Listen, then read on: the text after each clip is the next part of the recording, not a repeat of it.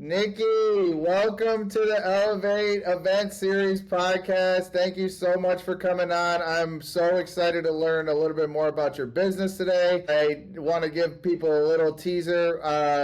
You do bracelets that are under $50 and they're awesome and waterproof. That's pretty much what we're going to learn about your business, Nikki Smith Designs. Thank you so much for coming on today to the Elev8 Event Series Podcast. We're really happy to have you. Yeah, awesome. Yeah, thank you for having me. I'm excited to talk you through all things business. Yeah, so let's walk you through the business is. Can you give us just a brief breakdown of what exactly the business is? Yes. Okay. So almost 10 years ago, I started a business. It is a jewelry business. We do fashion jewelry and everything is waterproof and retails for under $50. So bracelets, necklaces, earrings, all sorts of things. It's all very modern, dainty, on trend, but really just made to be affordable and easy to layer and mix and match and, at the right price. We have a wholesale business and a retail business, meaning we sell to retailers and they resell our items.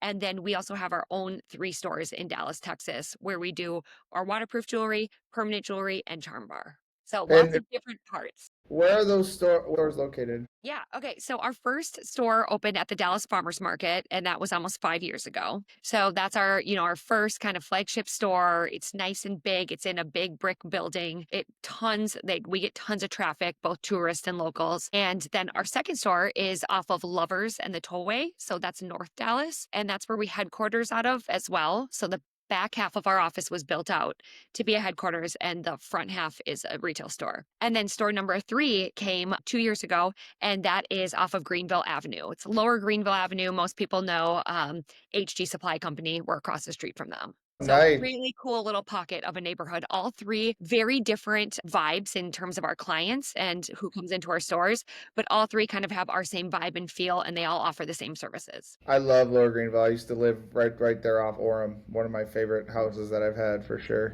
It's a really cool area. It has a lot of cool businesses and just like a nice local feel. And then, of course, just a really robust kind of going out social scene, which is great for us too. Yeah. What would you say is your biggest business accomplishment thus far? Gosh, I thought a lot about that. Honestly, the fact that I'm still doing it. And that's because, I read a fact in the Forbes magazine, and it said less than 1% of female entrepreneurs ever make it to a $1 million revenue business. Yeah. And I thought, like, less than 1%, that's wild. Not very many people start businesses in general, but of the ones who do, the fact that, we've gotten financially to, a 7-figure business, and then the fact that, we're still going, I think that's my biggest accomplishment because it's rare and it's difficult. Yeah, that's amazing too. Off of less than $50 per transaction too. It's got to be. Right. Whenever I divide it out, I'm like, wait a minute. So that means, yeah, we're doing, on average, $10,000 a day in business, which is crazy to think that because it doesn't seem like it. But one of the things that helps us is our robust avenues. Our 3 stores, our wholesale business, our event business, our online website.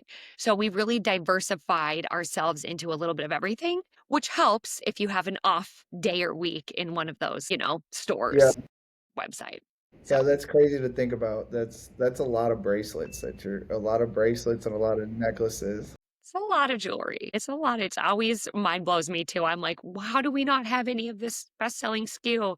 And they're like, well, let's check sales. And they're like, well, we sold 510 of them in, the past 90 days. And I was like, oh, Wow. okay, that's why we don't have any. So yeah. are y'all doing like direct to consumer marketing? Like, is it a lot of the wholesale? Like, what's the breakup? Yeah. So about 50% of our business is retail, meaning in our stores and events, in-person events. And then the other 50% of our business is wholesale, meaning we pack the orders and we ship it to a boutique, a spa, a country club, someone else who then puts it out and makes it part of their assortment. So it's about a 50-50 breakdown, which is kind of crazy.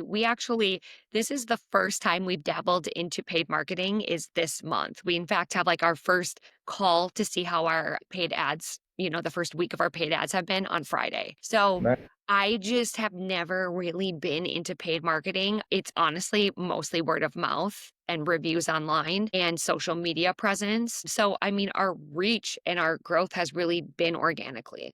That's amazing. Yeah. That's pretty wild to get to seven figures with no ad spend. It's what everyone always says. They're like, why haven't you done meta ads or whatever? I'm like, I don't know. I look at it as kind of throwing money out the door, and I shouldn't. And I know it's Yeah, not like that because you get money back. But we've had great organic growth, and I'm more of a conservative business person. I've never spent more money than I've made. And it's kind of just my philosophy to keep it tight, yeah, so yeah. yeah. Well, so you touched on events a little bit. So what events are you doing? And then are they DFW specific? Are you going around the nation? What do those look Yeah. like? Okay, so lots of different events. We have our hands in kind of everything at this point. It's kind of wild. And it's been an evolving, events have been an evolving business for us for sure. So let me just start with how I started the business. I actually started the business at the Dallas Farmers Market with a 6-foot table, and I popped it up every single weekend there, Saturday and Sunday. 9 to 5, like clockwork, I was out there. That's how I started my business. That's how I got the consistency, the customers, nothing fancy. I literally bought my supplies from Michael's, rock stores, craft stores, and I started making things and selling it at the Dallas Farmers Market. So I'm like truly a pop-up OG. Like I started with a tent and a table. And Yeah, it it sucked, but it was the way I got my customers, and people were always so, like, nice and amazed and appreciative that, like, "Wow, that's so cool. Way to, like, make something and sell it yourself." So, pop-ups have come, full circle from there. We actually still set up in the shed at the Dallas Farmers Market. It's something that's just still near and dear to my heart because it's yeah, really how we got to where we are today. But in general, pop-up shops now, we're doing a lot of larger scale events, everything which a lot of people know about, kind of the standard big Dallas pop-up shops being Chi Omega, a lot of Christmas in Cowtown, Neath the Wreath, these organized events that have gone on for years and years. We take part in all of those. Etsy Bash. So those are all things we, consistently do each year. But we've also kind of reached a new pop-up shop. I don't know. I don't want to say level, but a new, I guess, target customer, and it's corporations. So we've been going out to places, gosh, like Raising Cane's, for example. They have a huge headquarters. They've pulled us in a few times just to activate, their luncheons or just give mhm. something fun for the employees to do. So the corporations are a new kind of thing we're doing. And we have gone to quite a few places. We've also traveled now for pop-up shops. So we did one with a large company that was an iCloud company, and they flew us to Mexico to do a permanent jewelry pop-up for all of their best sales employees. Wow, Really cool because, that's pretty cool. yeah, it was great. So they paid for it and they flew us out there and we did it for all their top sales employees. So pop-up shops are kind of a little bit of everything, mostly Dallas based, a lot around the holidays too, of How course. many are you doing like per month, or you're saying it's more holiday season or for that? I would say on average, we have 1 to 3 per weekend. We also go to a lot of store openings. Like if a spa opens, they're like, hey, can you come do jewelry at our spa event or at our chiropractic office, which sounded really random, one of our best pop-up shops.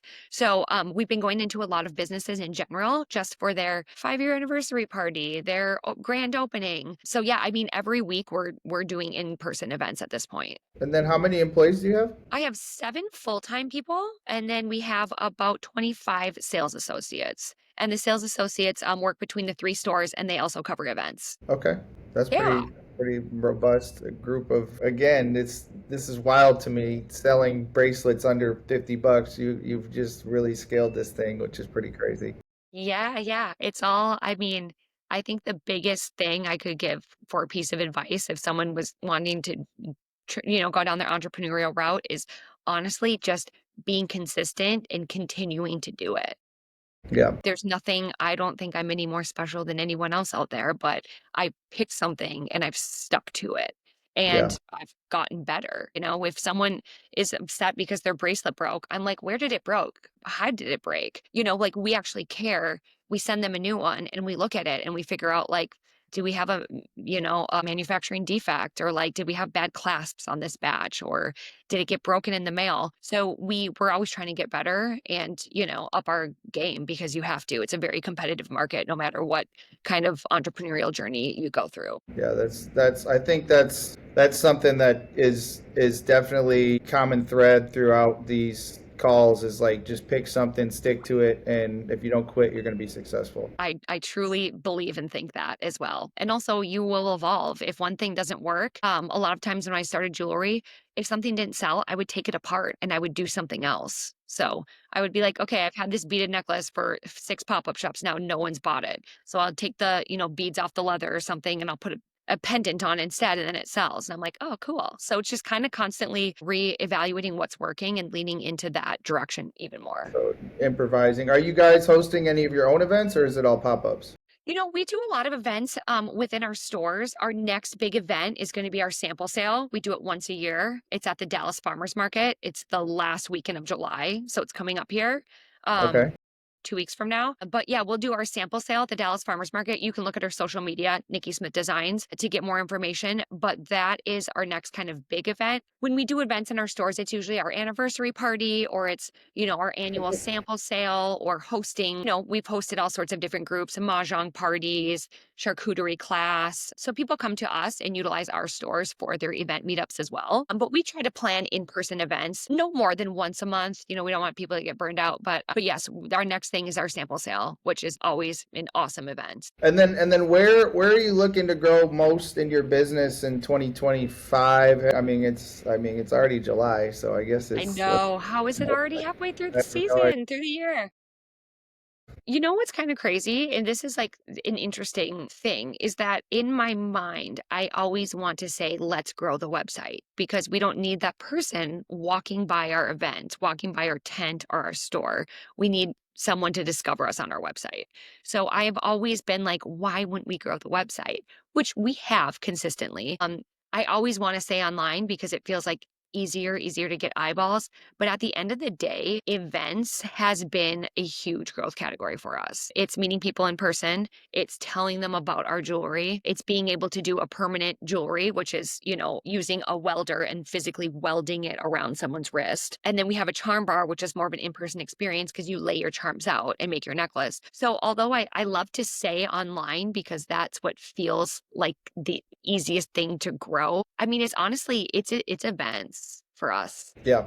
I Yes. think events are so crucial, and in this world of AI and automation, I think people are really looking for and striving for more of the interpersonal touch. So kudos to you for building such a big business off of events specifically. Okay. So this is my last question for you, and this one, you have to do it. It's not weird. Don't worry, nothing strange is going to happen. But I need you to just close your eyes, and I need you to picture, what is Nikki Smith Design? They're the headline sponsor. What is y'all's like dream event? Like what if you had any event in the world, what would it be? Oh my gosh. Okay. Well, if it was going to be any event in the world, I would definitely want to get on a plane and do, beachside, lakeside. I guess not on a plane, just a body of water. I'm always, I don't know, inspired, and I feel, the best if I could go oceanside, lakeside, something. But I mean, really just something active. Like, our best customers are, gosh, women between 20 to 40 years old, moms and daughters, ladies who love an athletic event, because our jewelry is waterproof. It's kind of our big thing. So we love to have that kind of customer that's maybe, yoga or paddleboarding, or something where it's like, hey, guess what? You're being super active, and a lot of times you take your jewelry off, but we're selling you jewelry that you can do, your activities in. Music is always good. It's all about like the people and the energy. So I'm picturing outside, sunny, nice day, active music, good customers, people that want to connect, and gosh, what else? I mean, that's really all you need. I think for an event, you need a great location and some good vibes and some good foot traffic. It's always No. nice too when you host an event where there is already some type of like foot traffic, Yeah. just because then you're not relying on, that one ad that you threw out there, or that one, social media. You're like, okay, there's going to be other people at this park this day, or, that kind of thing. So maybe piggybacking on some type of other event that's going on, just to get more traffic. But yeah, I would just say outside, active music, good people. I love it. I love it. Well, Nikki, thank you so much for coming on this podcast. Kudos to you for really scaling a woman-owned business to what you scaled it to, and Yeah. just providing, affordable jewelry to anyone who wants it. And I think it's a really cool thing you got going on there, and it's been really awesome to learn about the business, and it's just amazing. Kudos to you. Yeah, thank you. Hopefully our paths will cross in events because that's kind of, I think, I got one in my head already that you do. I'm still trying to put it together, but so I don't I'm still trying to put it together, but I got a really good one and a good location, and we don't have to go to the beach. It's right here in Dallas. Well, even better. Hey, you know what? If we don't have to travel, it makes things so much easier. Yeah, So cool. 100%, All right. a Well, hundred hopefully we percent. can pull that together and then we can circle back on this podcast and say, hey, look, we did it. We did Yeah, our dream event. yeah. Well, thank you, Nikki. Sounds good. I'll talk to you. Absolutely. All Thank you, right. Bye. Harrison. Have a great day today. Thanks for having me.